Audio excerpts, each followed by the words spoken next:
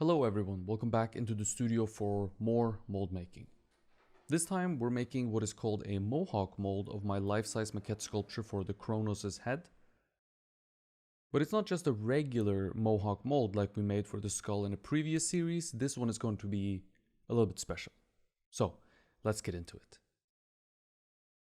What this is going to be is a mask Mohawk mold because I'm not interested in casting or molding the back of the head, which is essentially all hair on this sculpture, so it's not too important. Therefore, we're just casting the front of the sculpture. And to make sure the silicone will come off without hesitation, we're going to be making a Mohawk cut that runs from the back and into the forehead of the sculpture.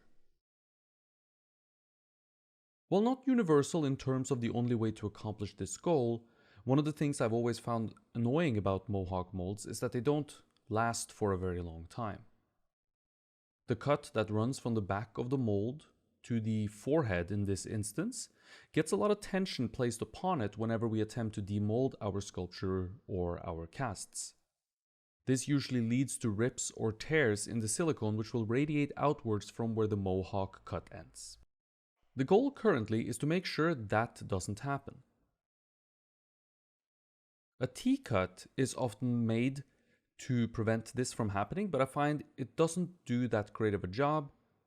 It works for a while, but eventually it fails and starts to rip as well. Another solution I've seen used is inserting a tight mesh, like mosquito mesh or something like that, into the silicone around the end of our cut, and that's supposed to keep it from ripping as well. And while I'm sure this works, again, for a little while, it does seem a bit tricky to accomplish, and perhaps not the longest term solution either.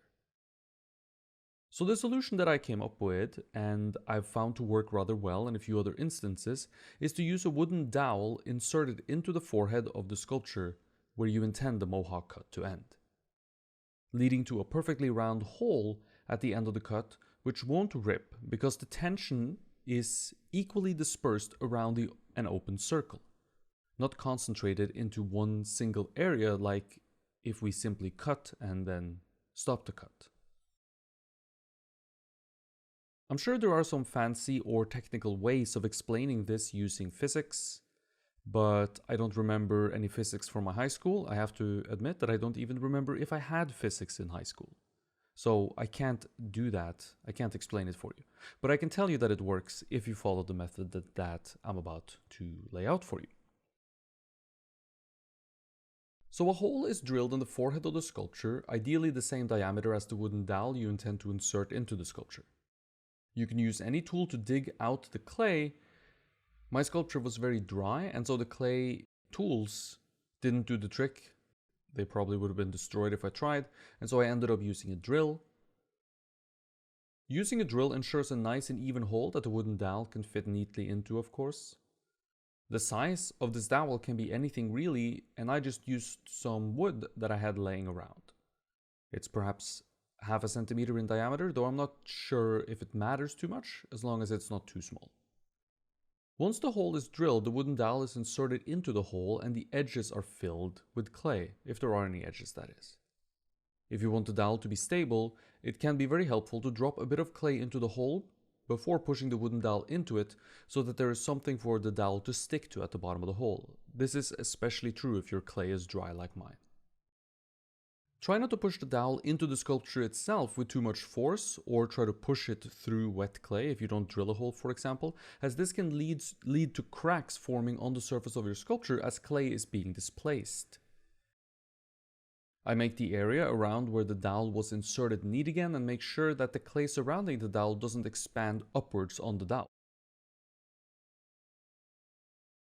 You want to make it as easy as possible to later bridge the gap that the dowel creates in your mold, and making sure that the two sides meet without creating a little bump because the edges run up the side of the dowel is important. While I'm starting the silicone here, the first layer of silicone that is, I will get back to talking about that very soon. Stay patient with me here. Because I do first want to discuss perhaps the biggest negative with this kind of technique, inserting the wooden dowel into the end of the Mohawk cut, that is. And the negative is the fact that there will be a hole in the silicone of your finished mold, and the hole will pass straight through from the inside to the outside of your mold. This means that the material you cast in can run out the top of your mold essentially when the mold is turned upside down, which it usually has to be cast in. Obviously, this could potentially be a bit problematic, as all your casting material will pour out of your mold unless we have a solution for it. And the solution is a little bit ghetto, to be honest with you, but we're simply going to stuff the hole with some clay and then clean up the area later once the cast is out. It shouldn't be too much work to do if we do this carefully, but do consider that when using a Mohawk cut in your molds, you need to be able to get to that opening in the cut once the mold is finished and is being cast in. If this little hole where the pole is penetrating through is somewhere that I can't reach from the inside of the mold, then it will be a bit, or quite a lot actually, tougher to stuff the hole with clay and minimize the amount of work that I will have to do retouching the cast later. Since this piece is going to be a mask, casting it really shouldn't be too problematic. I will have great and easy access since the entire back half of the mold will be open. You'll see this later once we cast this piece. If the mold is closed and I can't get to the hole where the wooden dowel is from the inside, I can get to it from the outside, of course. Stuff clay down it from the outside rather. Remember that the hole goes from the inside to the outside, so I can get to it from either or. Filling this hole from the outside makes it tougher to fill it with clay and not have that cause problems or more retouching in the cast later. So while it's not a deal breaker in terms of what type of mold you make, it is definitely something to consider and something to be aware of.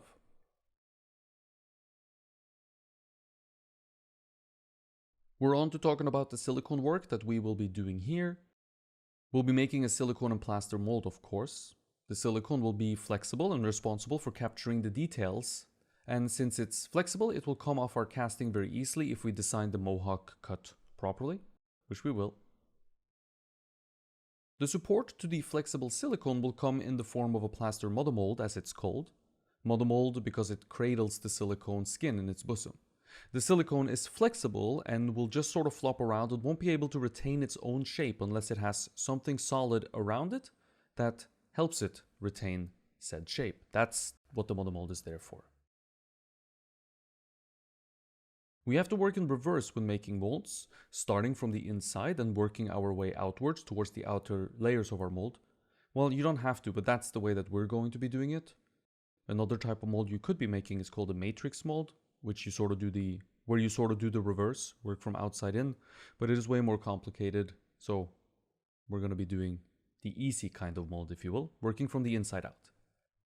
The inside layer is going to be silicone, of course, the outer layer is going to be plaster, and the plaster part will be covered in the next part of this series. The silicone I use is called Bluesil RTV 3325P. The P stands for paste, as this is a paste tin-based silicone. Tin-based silicone just means it's going to be very resilient and set up against most materials with no problem at all. This is a great type of silicone for all kinds of purposes, and I tend to use it for most, if not all, my molds. Because it's a thick paste, it has to be applied by hand, which means you probably want to use gloves, even though you see me not doing it here. More on that in a little bit, but it's sort of one of those things where it's do as I do. Do as I say, sorry, not as I do. And the paste-based silicone is sort of an Italian mold maker's secret, if you will. Though you can certainly get paste-based silicone in other countries as well. The silicone is mixed using its two parts, A and B, following the recommended ratios as found in the technical data sheets, which you can find online. The ratio is somewhere around 100 to 1 by weight, though I never really use weight to determine the amount mixed, unless I mix in really big batches of half a kilo and up. Usually I will mix silicone based on the color. The catalyzer part B is yellow, while the silicone part A is sort of a gray. And when mixed together, they form a certain color, a sort of grayish, greenish yellow, if you will. And I will simply mix based off of the color usually. The more catalyzer we add into it, the stronger that yellow color will become, and the less we add into it, the more pale or desaturated the mixed silicone becomes. And so I base the amount of catalyzer that I add to the silicone on how saturated the final mix is. Tin-based silicones are somewhat more forgiving on the mixed ratios compared to some other types of silicone. This is of course an experience thing as well, one that you can acquire by simply working with materials like this for many years on end and learning what they do well and how far you can push them.